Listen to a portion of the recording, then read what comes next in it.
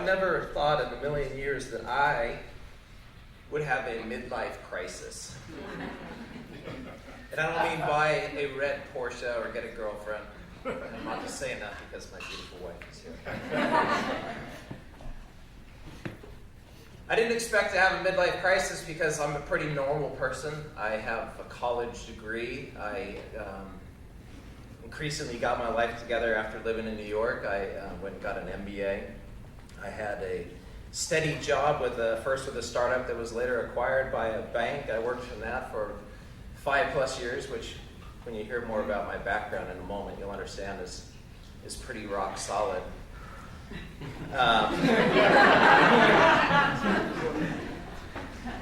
But I did have a midlife crisis, and they say one of the symptoms of a midlife crisis is depression.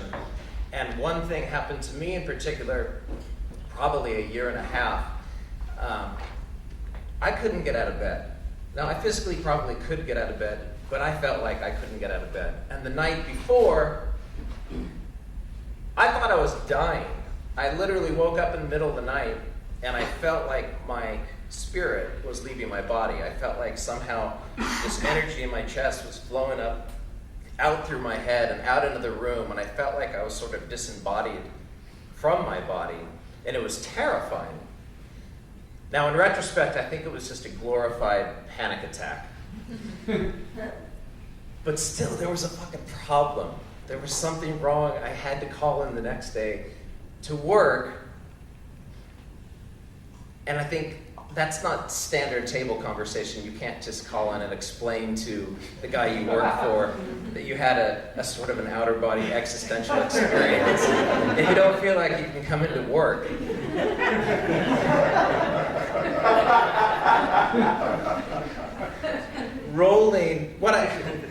What was going on was that I had started dabbling in acting yet again.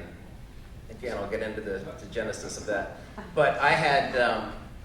my 5-year job had gotten really, really easy where I was just taking orders, and I sensed that it might be coming to an end, and I had a lot of free time, and I was doing all kinds of other things. Like I trained for a marathon for the first time, something I thought I could never do. Then I did another one. I up and bought a ticket and flew to Japan, which I told my wife about after I booked the ticket. Wow. And ran. Yeah, that could be a whole Moth.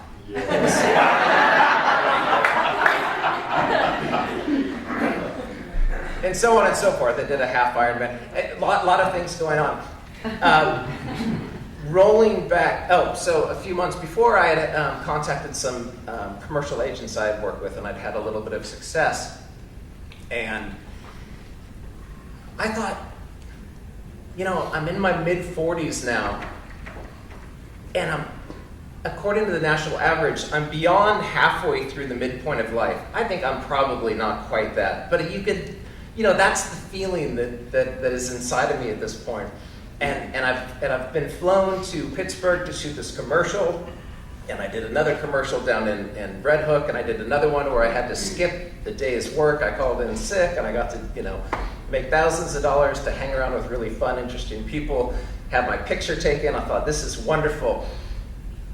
I've got an MBA, wrong degree, but it shows that I can do things. I can make things happen in my life. I've survived 2 children. I'm in my 40s. I've made it in New York, so to speak. Let's have a change of life. But the problem is, as I mentioned, I live in a house with a mortgage. I have a wife who's got expectations.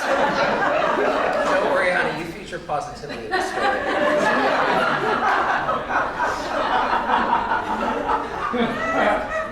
I shouldn't have thought this was going to be a surprise. Rolling back to during my college days, I went to a sort of rural agricultural type school, and my brother-in-law owned a feed and grain business, and I bucked hay for a living during the summers. It was the most miserable and difficult job I've ever had in my entire life. In the Sacramento Valley in the summertime, temperature is 100, 110, 115 at its worst.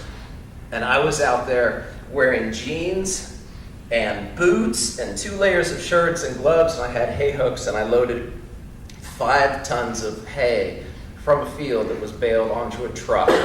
and loaded it into barns that were so hot, the corrugated tin, if you fell against it, you would burn your skin. And it was one of the best jobs I've ever had in my life. It was such a character building job. At that stage in my life, I was convinced that I wanted to be a writer. I've always had this artistic impulse. Let me roll back just a little bit further and say, I grew up in Orange County, California. My parents voted for Reagan, and we didn't even take a paper. It was a little bit of a cultural vacuum. So for me going to college and discovering that people read, and that I could change my major from business to English, that I could, have an awakening and discover that maybe I wanted to tell stories for a living. That was amazing.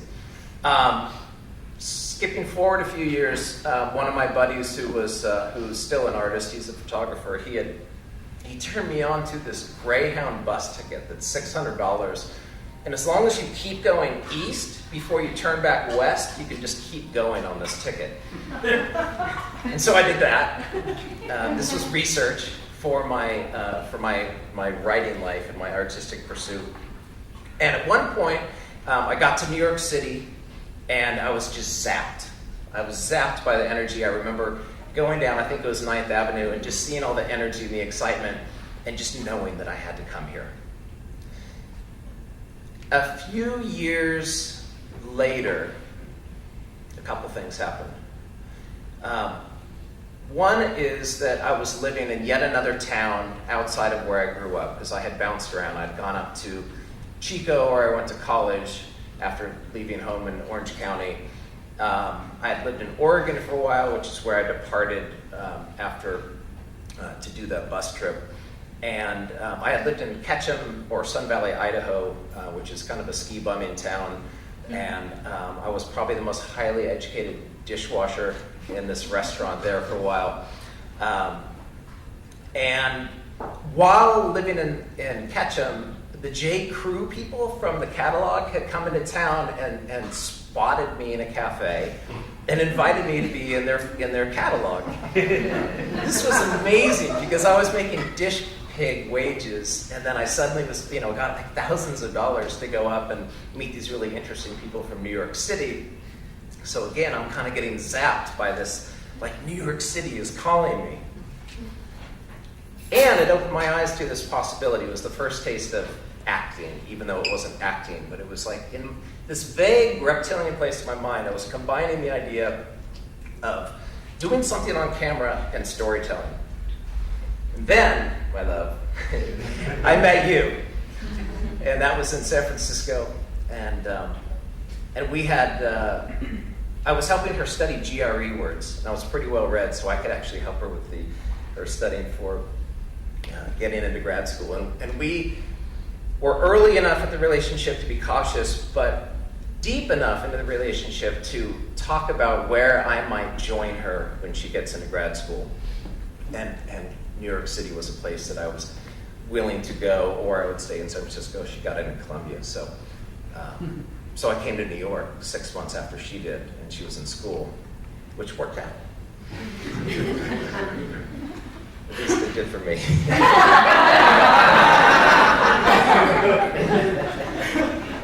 So I came to New York, and I just dove in. I did so many different things that I wanted to do. I hadn't gone to get an MBA yet. I was kidless. Remember this. Wouldn't change my life today for the world, but oh my God, the freedom and the joy of man, I had a work from home job when I first got here. I'd go to the Met in the middle of the day and find one of those little pins on the ground, stick it on my shirt, and go in and hang out at the museum all day. I tried stand-up comedy. I acted in a play. I did a student film. I found my way into a commercial agency and started doing the commercial acting again.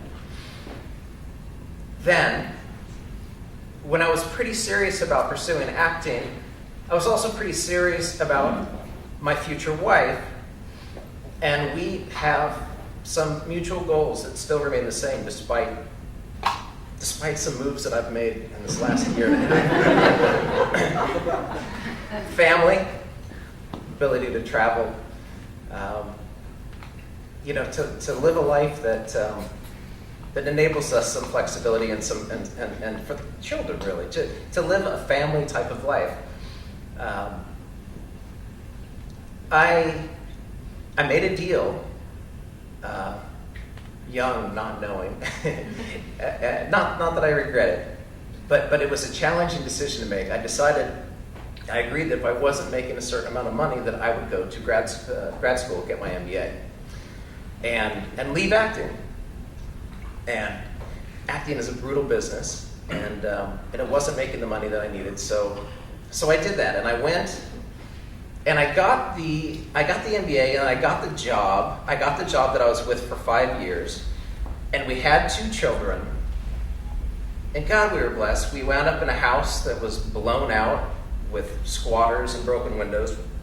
And we now live in it, and it's gorgeous, and everything wouldn't indicate that I would have this freak out where I couldn't get out of bed. What was wrong with my life?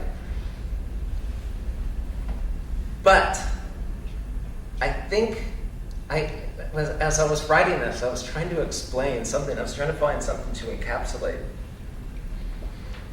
the thing that's so deep inside of us, because I had a new job about 1.5 years ago when I couldn't get out of bed at a startup in Dumbo, kind of a hip little thing, pretty enviable, decent money, and I quit.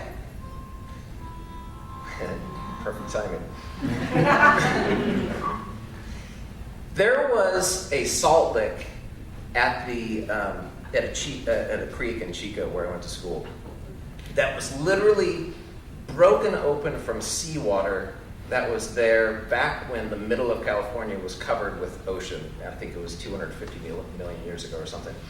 That is the metaphor for what I was trying to come up with, for the urge that is inside of our hearts that sometimes we can't get rid of no matter what. And the imposter, the crazy person in my mind, was as much the person who was so sensible and went and got his MBA and went for these jobs. Now, the crisis has led to other crises, because making it in New York as an actor and doing so in your mid-40s is preposterous, and it's an idiotic choice to make. And yet, I would do it again because it was that important to me. Other than the harmonica, how do you end a story that you're still in the middle of? You know, and it brings me to tonight and 2 things that I'll talk about that have happened in the last couple days. One is positive. Ironically, it always happens in the acting and film business. I booked a job because I booked a trip. So I'm going to fly back from my Easter vacation, do it, and then fly back out.